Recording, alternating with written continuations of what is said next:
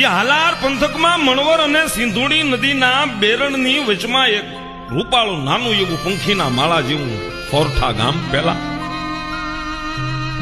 ત્યાં નદીની વચમાં પેલા ચારણોના નેહડા હતા.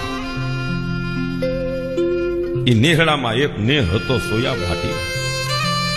સોયા ભાટી ચારણ 3 ભાઈઓ, માત્રા આપા, માખણા આપા અને સોયા આપા. પોતે માલધારી, પશુધન વાળા, બસ કુદરતના ખોળે પોતાની જિંદગી જીવે. પણ સોયા બાટી તો ઉદાર દિલના ભોળા પવિત્ર ચારણ હો, જગદંબાના ઉપાસક. કોઈ દી જીવનમાં પાપનો એકડો ઘૂંટેલ નહીં. 5માં પૂછાય મોભાદાર, પૈસે ટકે સુખી છે. નેક અને ટેક વાળા ગુલાબી દિલના ચારણ માતાજીનું સ્મરણ ચૂકતા નથી. એમના ઘરેથી માલુઆઈ નરા હાંખના ચારણના દીકરી હતા.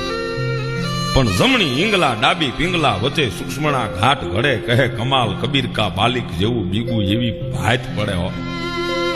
ખાનદાન મા બાપની દીકરી હો, પવિત્ર ચારણની દીકરી. પોતે પતિપરાયણ સાક્ષાત જગદંબાનો અવતાર હતા માલુઆઈ. નિત્ય નિયમ, ધૂપ દીવા કરવા, સેવા પૂજા, અખંડ ભક્તિ, બસ ઈ તો એનો નિત્યનો નિયમ હતો. આંગણે કોઈ સાધુ સંતો અતિથિ આવે